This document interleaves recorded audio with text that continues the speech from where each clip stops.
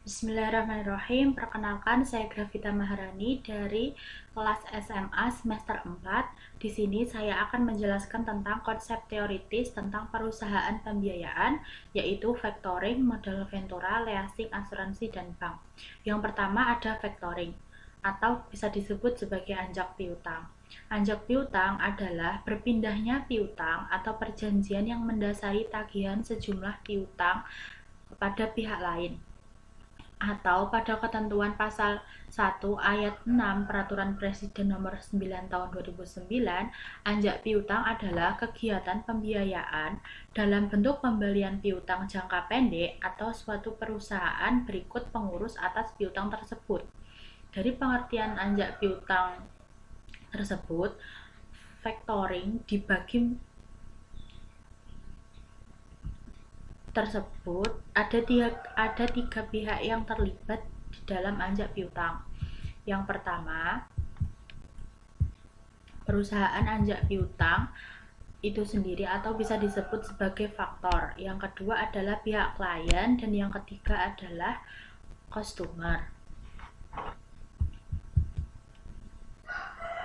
Keterlibatan berbagai pihak dalam kegiatan anjak piutang ini dapat memberikan atau dapat memperoleh keuntungan bagi masing-masing pihak yang terlibat, baik pada perusahaan anjak piutang itu sendiri, klien maupun customer. Dan yang kedua adalah modal ventura.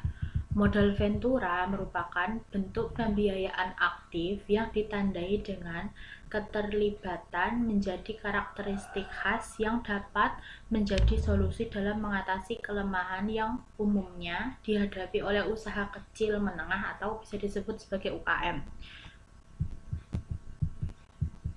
Landasan hukum tentang kegiatan modal ventura di Indonesia ditetapkan dengan berbagai peraturan, yaitu yang pertama Keputusan Menteri Keuangan Nomor 469 KMK 017 pada tahun 1995, tanggal 3 Oktober 1995 tentang pendirian dan pembinaan perusahaan modal ventura. Terus yang kedua ada Peraturan Pemerintah Nomor 4 Tahun 1995 tentang pajak penghasilan bagi perusahaan modal ventura, dan lain-lain. Pembiayaan yang dapat diberikan perusahaan modal ventura dapat dilakukan dalam berbagai cara, yaitu yang pertama equity financing yang merupakan jenis pembiayaan langsung. Dalam hal ini, modal ventura melakukan penyertaan secara langsung kepada perusahaan pasangan usaha dengan cara mengambil bagian dari jumlah saham milik perusahaan pasangan muda. Yang kedua ada semi equity finansial, merupakan jenis pembiayaan dengan cara mengobligasi konversi yang diterbitkan oleh perusahaan pasangan usaha. Yang ketiga mendirikan perusahaan baru. Yang keempat bagi hasil, dan yang ada 4. Terus yang ketiga ada leasing. Leasing merupakan suatu akad untuk menyewa suatu barang dalam kurun waktu tertentu. Leasing ini ada dua kategori. Yang pertama operating lease dan financial lease. Operating lease merupakan proses sewa menyewa suatu barang yang mendapatkan hanya manfaat barang yang disewanya, sedangkan barangnya sendiri tetap merupakan milik dari pihak pemberi sewa. Peraturan leasing atau sewa guna usaha didasarkan pada Keputusan Menteri Keuangan Nomor 1169 KMK pada tahun 1991, tanggal 21 November 1991. Pihak-pihak yang terlibat dalam perjanjian leasing ada dua pihak yang terlibat. Yang pertama ada lessor, yang kedua ada lessee.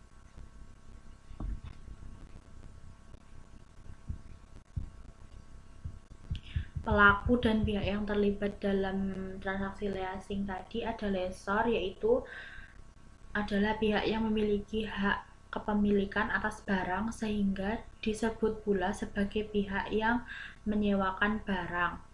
Lessee adalah pihak yang menikmati barang tersebut dengan membayar sewa dan mempunyai hak opsi. Supplier dapat dikatakan sebagai penjual dan pemilik barang yang disewakan. Asuransi adalah perusahaan yang menanggung resiko terhadap perjanjian antar lessor dengan lessee. Dan yang terakhir ada bank adalah kreditor dalam transaksi leasing. Yang keempat adalah asuransi.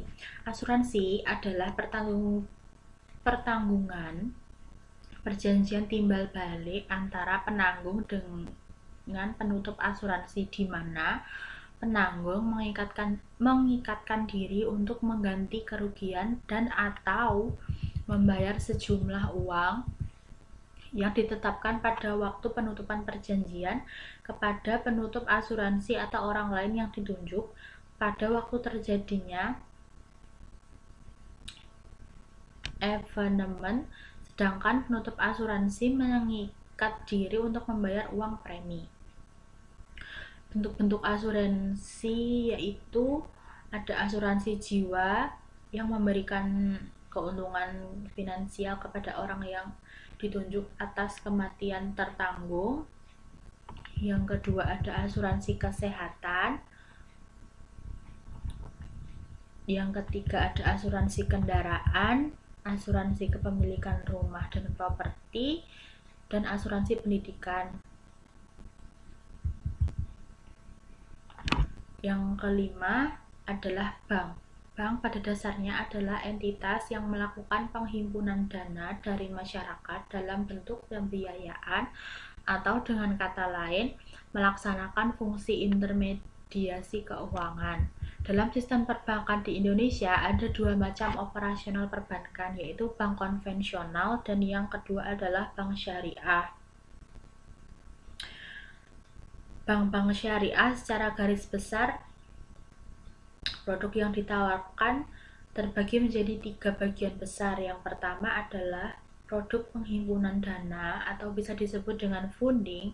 Yang kedua adalah produk penyaluran dana atau bisa disebut dengan financing. Dan yang terakhir adalah produk jasa atau service.